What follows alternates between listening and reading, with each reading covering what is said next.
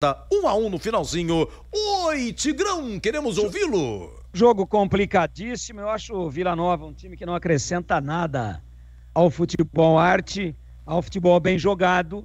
É um time só de resultados, né? É um time absolutamente resultadista, portanto, e que encontrou um gol aí no primeiro tempo, a 34 minutos, com o Juan Christian. Acho até que num erro de marcação e numa falta de concentração da defesa do Guarani. A bola já tinha passado pelo Caio Dantas, enfim. E depois o Vila Nova não jogou mais, né? Eu acho que futebol moderno, futebol do conceito atual de times vencedores, ele exige um outro tipo de postura e comportamento. Você faz um gol, é normal recuar as linhas, mas nunca abdicar de jogar, né? E o Lisca, que é também um treinador ultrapassado, um treinador complicado, mais folclórico do que conhecedor de futebol, fechou o time, né? Foi tirando jogadores de ataque, jogadores de chegada à frente, e foi botando o nego para fechar a casinha. E aí, 1, 2, 3, 125, 148, 329, 330. Vai lá o Diogo Matheus e ergue com a mão. Pegorari realmente puxou a marcação. E o menino que tinha sofrido a falta, aliás, né? Sofreu a falta do Doma. E foi quase em cima da linha, mas não foi. Quase pênalti. E o Diogo Matheus cruzou legal. Eu achei até que poderia ser o Regis e bater direto, porque tinha ângulo para bater cruzado, tentar surpreender o goleiro. Mas o Regis é impressionante, né? Ele entra, ele não chamou escanteio, ele não chamou cobrança de falta e ele tocou na bola 2 vezes, um cara que eu pedi a entrada dele, tem mais essa. Mas o Guarani não merecia perder o jogo pela luta. E o Vila Nova não merecia ganhar o jogo pela covardia. Esse é o resumo do jogo. Um Vila Nova que achou um gol e que ficou rebatendo bola o tempo inteiro e marcando da sua linha intermediária para trás. É verdade, tem uma zaga muito bem composta por Doma e pelo Rafael Donato, 2 laterais que marcam muito bem, principalmente o Marcelinho, número 2, mas o Rodrigo Gelado também compõe bem ali aquela linha de 4, e dava a impressão que o Guarani não ia chegar, mas o Vila Nova veio muito para trás e trouxe todo mundo para trás. E aí o Guarani, claro, que não tinha outra alternativa jogando em casa. Foi um bom resultado? Dentro da rodada, sim. Pelas circunstâncias do jogo e com um gol a 50 do segundo tempo, sim. Mas antes do jogo, se alguém perguntasse para qualquer um de nós aqui, empate com Vila Nova em casa é bom? Não, não. Para um time que está aí com todo mundo, e outra coisa, né? O time que vem crescendo e que vai fazer a última rodada com o Guarani em Goiânia, estava a 3 pontos do Guarani antes da rodada.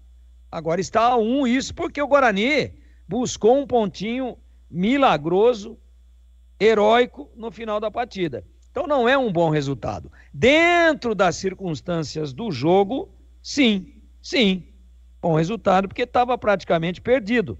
Nós tínhamos mais 3 minutos de jogo, o gol foi a 50 e o jogo foi até 53. E o Vila Nova, com 48 pontos, com o quarto, que é o Guarani, com 54, 6 pontos de diferença, com 7 pontos por jogar, Guarani, com o empate, praticamente eliminou um concorrente, mas deixou um perigoso chegar muito, que é o Atlético Goianiense, que já é o 5º, já está na frente, inclusive, do Novo Horizontino. Então, para mim, aí na boa, sem exageros, nós temos 6 times brigando pelo acesso. Os 4 que estão na frente, Vitória, Juventude, Sport e Guarani, mais o Atlético Goianiense e o Novo Horizontino. Os demais eu não acredito mais em ninguém. Mirassol, 49, CRB, 48, Criciúma, 48. Não acredito mais. Pode ter uma reviravolta? Pode. Então, dentro desse panorama, foi bom. Mas o Guarani foi um time previsível, foi um samba de uma nota só bola alçada. E dá para criticar o treinador? Não. Dá para criticar o time? Não também. Porque a bola não rolava, a bola travava nas poças d'água, gramado muito ruim pela chuva fortíssima, praticamente na tarde toda e início da noite na cidade de Campinas.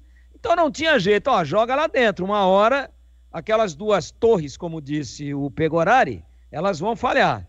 E falharam. Deixaram o menino, parece, ele é magrinho, ágil, mas ele tem 1,80 m. Aí, esqueceram dele. Ficou todo mundo marcando os grandões, inclusive o goleiro, o Bruno Mendes. E o menino se meteu lá numa espécie de primeiro pau, e o Diogo Matheus teve a percepção, cruzou bem. Eu acho que o Guarani mereceu o empate. Merecia a vitória? Não. Errou muito. Merecia perder? Não também. Pela luta, pela entrega, mas um time hoje que não foi sequer a caricatura do grande Guarani de outras oportunidades jogando em casa. Agora ele tem a seu favor essa atenuante muito importante, que é o fato do gramado ter nivelado o espetáculo por baixo. E quando nivelou por baixo, claro que beneficiou a equipe que veio para se defender e prejudicou a equipe que teria que propor o jogo. É o que eu vi num empate dramático, heróico, comemorado, mas para o campeonato como um todo não foi o melhor dos mundos. Antes do jogo, reafirmo, se qualquer um perguntasse para a nossa equipe, é bom o empate? Claro que não. Mas dentro do que foi a partida e dentro da dramaticidade e pela derrota praticamente consolidada até 50 do segundo tempo, acabou sendo, dentro das circunstâncias, um bom resultado. E parabéns para o Guarani, que mesmo não jogando bem, não se entregou e acreditou até a última bola. E foi buscar um ponto importante, meu queridíssimo Edu.